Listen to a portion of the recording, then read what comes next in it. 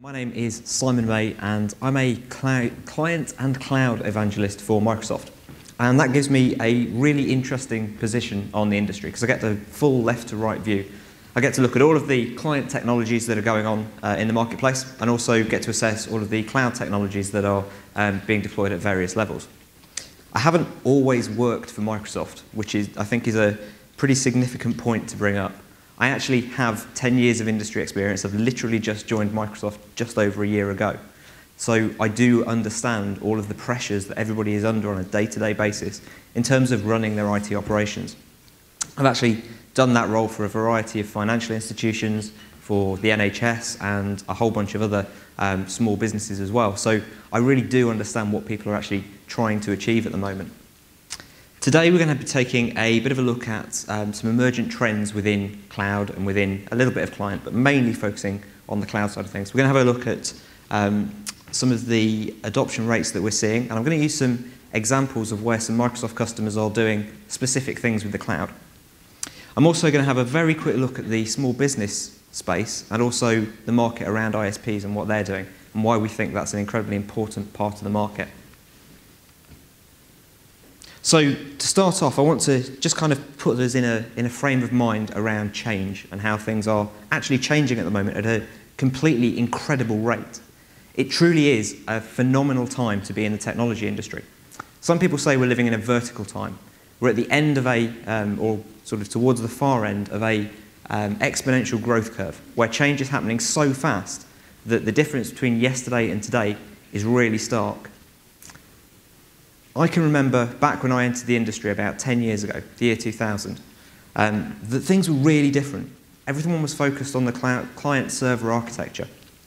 And just to give you some ideas of how much things have changed, I'm going to throw out some numbers that I find really interesting around this. The first one is that back in the year 2000, there was only really geeky people like me using the internet. There was lots and lots of geeks that were using small ISPs to create websites. In fact, on average, people were spending 2.7 hours a week on the internet, and they were geeks. Today, that's completely changed. The average person on the street is now spending around about 18 hours per week online doing various activities. And they're not just techie geeks anymore, which I think shows you, if you think that 18 hours is a small number, well, consider that that could be your mum that's spending 18 hours online. The next number is, again, really interesting for me because I'm a blogger. I've been doing it for a very long time. Back in the year 2000, blogs were really new. There were about 12,000 blogs across the entire internet. Today, that number has shot up, as you might think. Active blogs on the internet at the moment accounts for round about the number of 141 million active blogs that are being updated, where the information is constantly being changed, where people are constantly sharing information, expressing ideas. That shows you how important knowledge sharing has become to the human society. Again, if you think back to a communications technology like SMS messaging, text messaging back in the year 2000 was kind of cool. Everyone was doing it, at least in the UK. I can remember doing it. 400,000 text messages were being sent globally every day. That sounds like a really huge number, doesn't it? 400,000 messages a day. Today, that number is 4.5 billion every single day of the week. So that shows you the level of exponential growth, the fact that people really do value being able to communicate in simple, easy, and effective ways. And the final number is a number that's gone down. And again, the change is just as dramatic. Back in the year 2000, we had data storage costs that were around about the £5 per gigabyte level. Today, they're as low as 2 or 3 pence per gigabyte. That shows you what commoditization has done to the market. That massive amount of use, that massive amount of commoditization has driven down costs. I think for me the really interesting thing is that sharing economy has actually driven the ability for people to go out and say, I want to create a website where I'm going to store the entirety of human knowledge and then do it. That's what Wikipedia is. It's the idea that we can store the entirety of human knowledge online. And I think everybody in this room can say that that's a pretty successful project. That's actually worked out pretty well. If you go and search for something, the chances are you're going to get a definition from Wikipedia. So that ability, again, to share in new ways is incredibly important to people. Users are driving all of this. It's all being changed now because the end individual wants to be able to do something. In the past, we had an environment where business IT was the driver. It was all about reducing cost in business. It was all about making sure that the business was able to use the latest system. Now, our users are demanding the ability to use the latest system. How many people in this room work from home on a regular basis? That's a lot of hands. Surveys show that, on average, 3 out of 5 people are now considering themselves to be as efficient working from home as they are when they're in the office. 3 out of 5 people expect to be able to work from home and get their job done, which is an incredible number. But even more than that, if you consider information workers, just the people who take some information, process it, do something with it, 95% of those guys are now using some kind of personal device to do some of that information processing, be that their mobile phone where they're getting their emails, be that they're taking their own PC into work. They now expect to be able to take their own devices into the office. Every time we talk about what's happening in the future, the spectre of the millennial, these new workers, people who are just entering the market, comes up. And there really is a good reason for it. If you look at the statistics by the year 2013, for every baby boomer, there'll be 3 millennials in the workspace. And that's a really big growth. That means that there's going to be more new people in the workspace than there were people who have been established in the industry for a long time. And that, again, is going to cause seismic changes. In fact, one of the things that we're seeing already is that those guys want to rebel against the system. 45% of millennials that we surveyed, we actually found that despite whether or not their business allowed them to use social sites at work, they were using social sites at work. Be that on their own personal device, be that on their mobile phone, or be that working around their IT system. They're actually making use of social, doesn't matter where they are. So that, again, is a huge trend. And that expectation that they can do all of this stuff is being brought down into business IT at an ever-growing rate, really.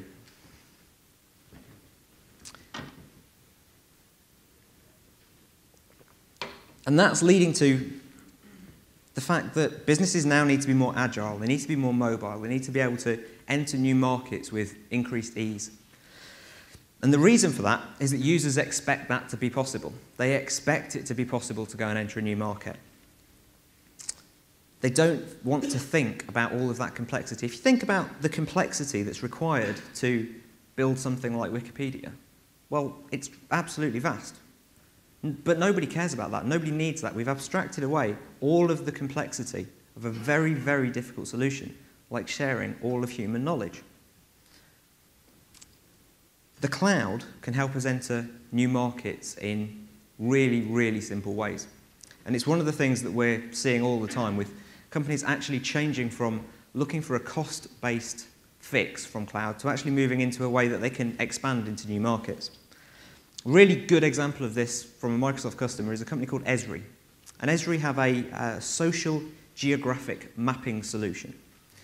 And if you take the example of where they'd use this, say you're a local government and you're thinking about where you should spend your budget, and you decide that having a nursery is a really good idea. You want to know what the social effects of that are going to be on a particular geography.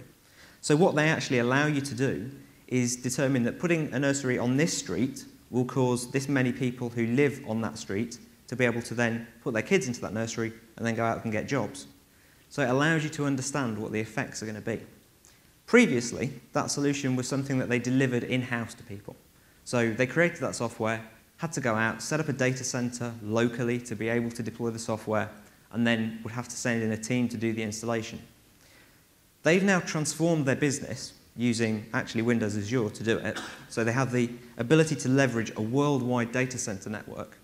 And now they can go anywhere, into any market, and they are doing. They've moved into the likes of South America to be able to go and say to the local governments there, or even large industry, this is our software, this is what it can do for you, and we can deploy it for you just like that.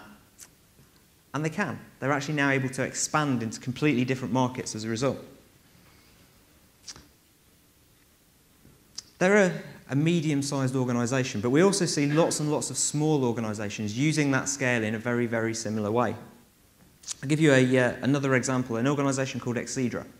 They're actually a UK company, and they have another great piece of insight software, which allows supply chain organisations to understand what happens when they put product into a channel.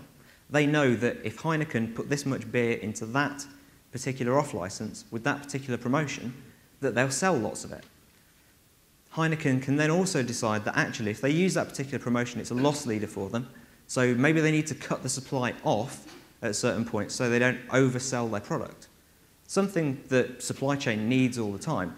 And Exedra, again, used to have a model where they had to go out and deploy that software in-house, particularly for those individuals. They had some massive, massive clients. But what they found was that they had no agility in their market. They were tied to those massive clients. If they were going to go and deploy that for them, they ended up being entirely tied up from a resource perspective, actually delivering that software in that client. It made it incredibly difficult to move off and get new clients in the marketplace. Large businesses are doing it as well. Really, really massive companies are able to use the cloud to do something different, to work in a more flexible, more agile way.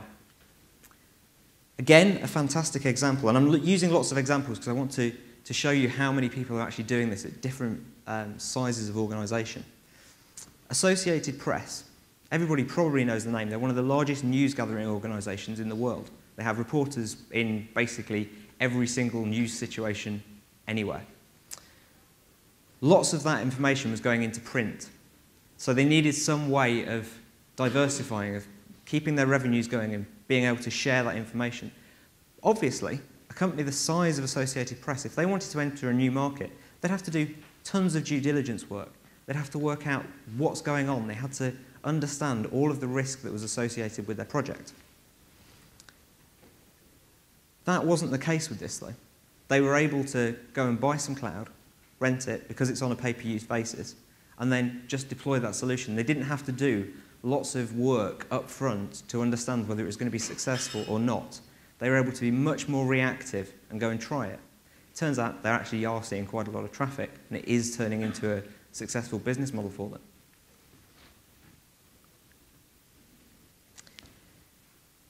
So it's becoming completely clear that flexibility is the key. We're seeing very few people who are moving over into cloud-based scenarios simply to save money.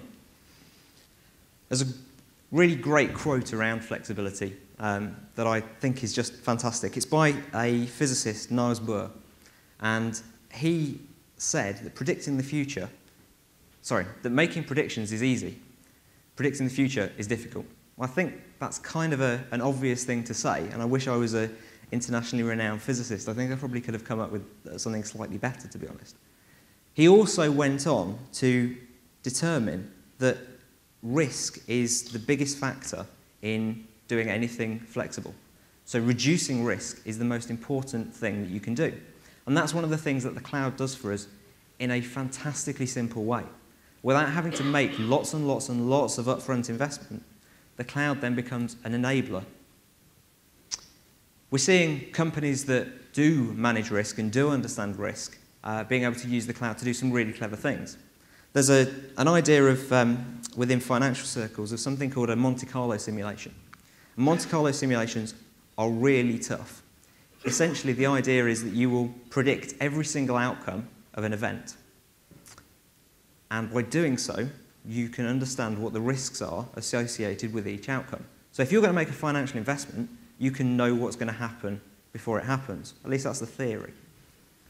We've got a company called Risk Metrics who have developed a system, again based on Azure, that means that if they want to be able to do that, if they have a customer that comes to them and says, we need to understand the outcome of selling this multi-billion-pound building, what's going to happen to us, then they can go and do it. And it's not something that happens every day. If they had all of the resource sat around, they'd actually need a very big high-performance computing cluster in place to work this stuff out. But because of what they're doing, they can just spin up a couple of 100,000 instances of compute just to be able to do that one calculation for a couple of hours. And then they can turn it off again. And they don't have to pay for their use when they're not actually using a system. It's a fantastic business opportunity for them. And they're one of the first companies to be able to do a Monte Carlo simulation at a sensible price and offer that into the market as a result. So again, it's an organisation that have actually developed a new product based on the cloud because of what it offers them. The cloud's also really fantastic for dealing with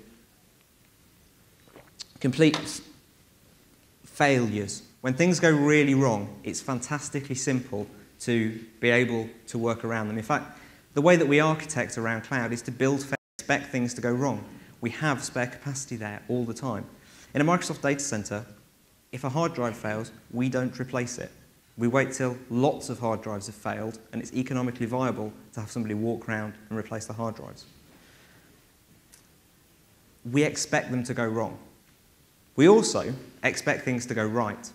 And lots of people can now be able to build a scenario where they can put stuff into the cloud and expect it to work. Another really good example is an organisation called Air Products. They do modelling of very, very complicated molecular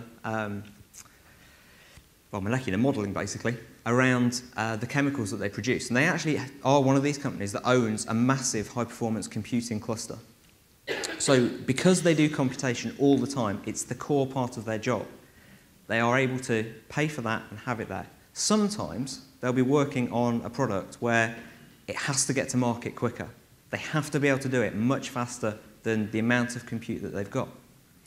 And one of the great things about having deployed a high-performance compute cluster is that that can actually burst into Windows Azure. It can actually just go, we haven't got enough resource to do this in the time, and the system will automatically send those compute requirements off to Windows Azure, get them computed, bring them back, add them into the other work that the compute cluster has done, and then produce the result.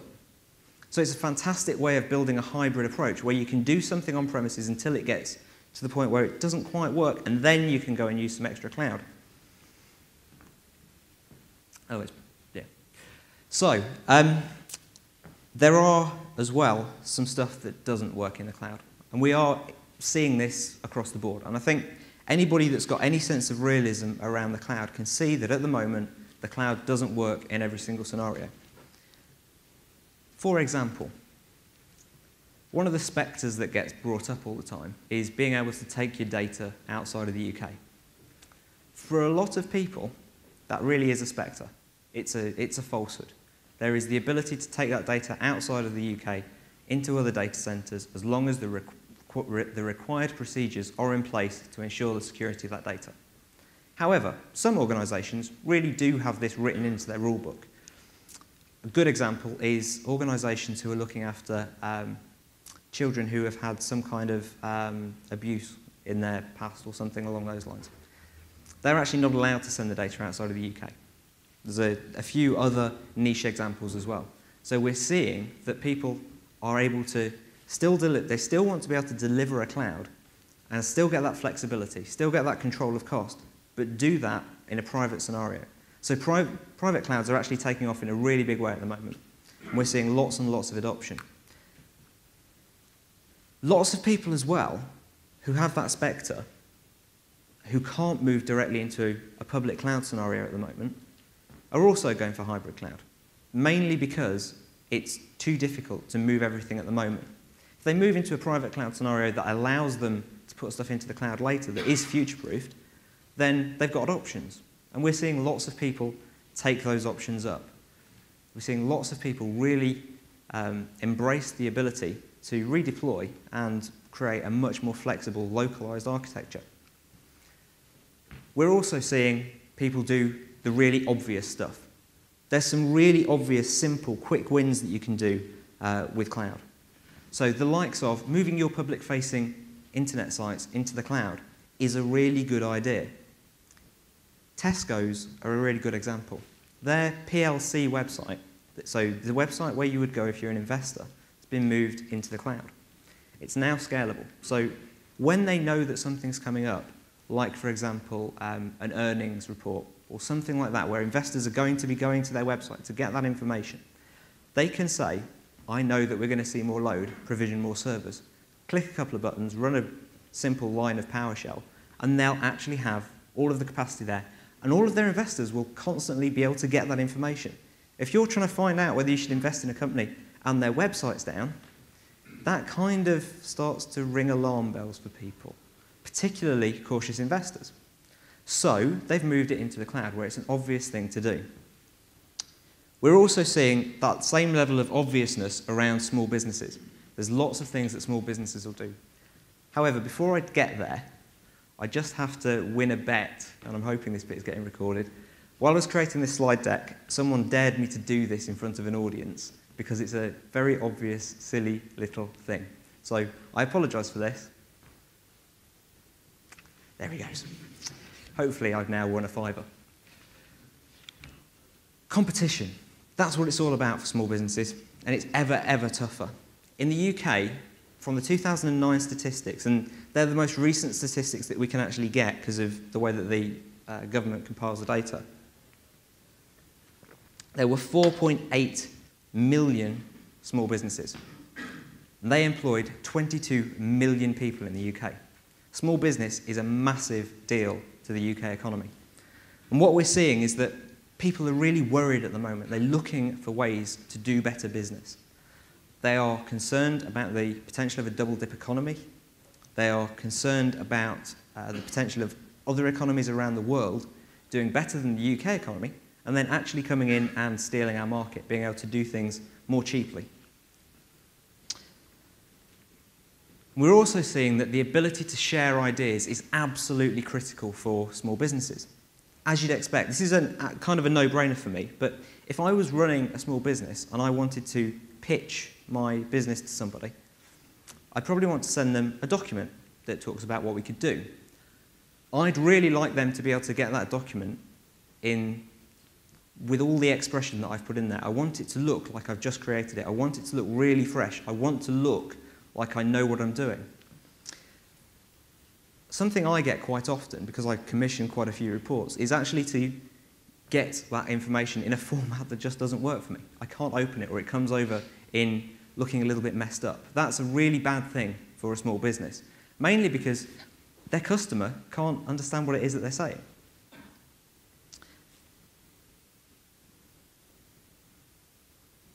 The other thing about this, though, that we're seeing that cloud enables is that I can create something with that full fidelity, all of that information there, and share it with another organisation. Or I can actually extend and federate my communication solution into another organisation, directly bringing them in, closing those gaps, making those gaps much shorter, allowing them to get access to the information and the people within my organisation far more quickly than my competition.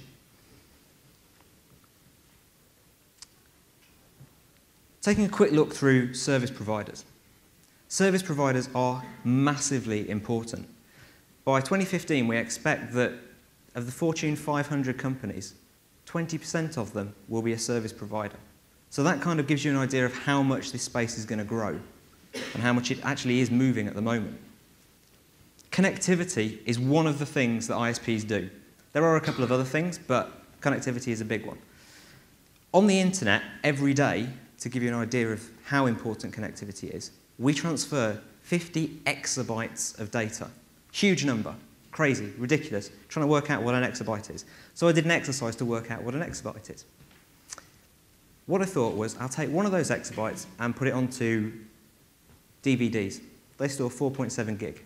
I then put those DVDs into a case, then I got my friend's jumbo jet, put them all into that jumbo jet, and worked out how much data that was. One jumbo jet wasn't quite enough, so I took 13,000 jumbo jets, in fact actually a little bit more, a couple of hundred more in fact, and then filled those with it. That's 1/50th of the data that's being transferred around the world every single day. So that tells you how critical our internet connections are ISPs are absolutely an essential part of the internet and our economy. They also provide fantastic hosting facilities.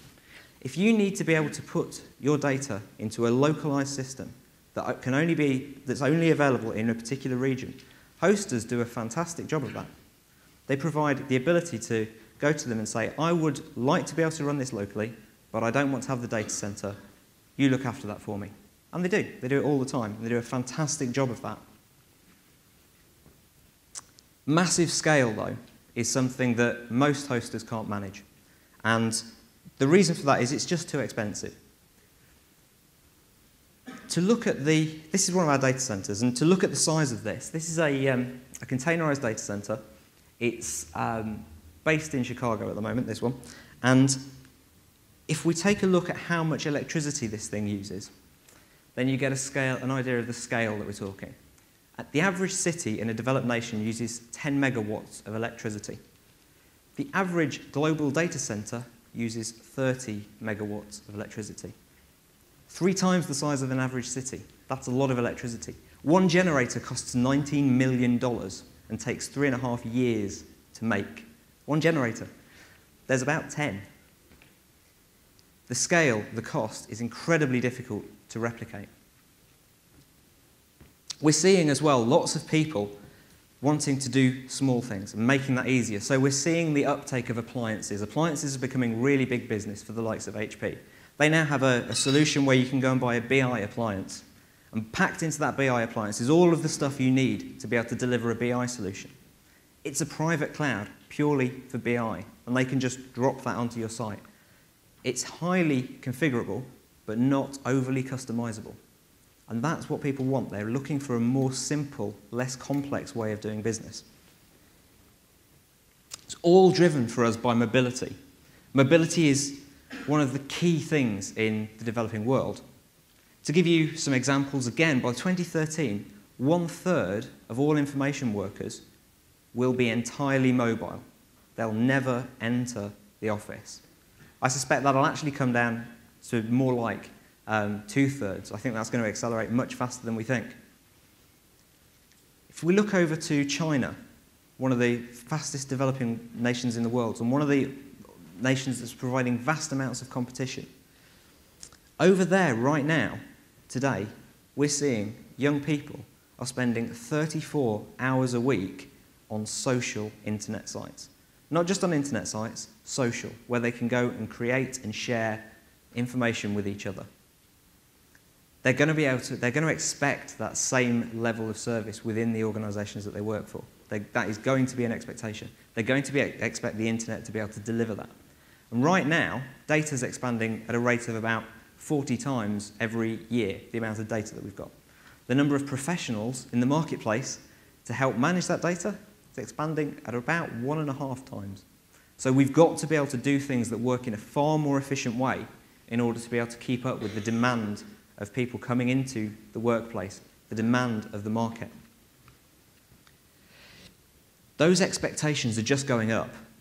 Every time we simplify everything, it increases people's expectations of what they can do, when they can do it, how quickly they can do it, why they can do it. We've always got to have an eye on those expectations. And finally, I think it's pretty clear from this that my main thinking around what the cloud does for us is provide us flexibility. For me, flexibility is the most critical thing that any business can have today. There's no reason not to either. Going to the cloud is actually a fairly simple exercise for most people. They might not be able to go all in straight away, but they might be able to take steps. And those steps will allow them to have more flexibility, will allow them ultimately to reduce some of their costs and allow them to be far more competitive in the marketplace. 70% of existing IT budget goes on managing the current inflexible infrastructures that are in place. If we can turn that around so that 70% manages flexibility, the amount of empowerment for business is going to be astronomical. People are going to be able to do whatever they want to be able to do at work. It is going to be entirely within the realms of possibility. just as it's entirely within the realms of possibility now to be able to store the entirety of human knowledge on the internet in one site. And I think I'm about to finish 10 seconds over time, so I want to leave you with a couple of links. I'm not going to make you write these down or anything like that. Initially, as soon as I get out of here, I will blog about all of the case studies that I've just talked about. We've got quite in-depth white papers on all of that information onto my blog at the top there, simonmay.com. And the other places are places where you can find out about other bits of information that I release for IT professionals and anybody basically within the IT industry. Thank you very much.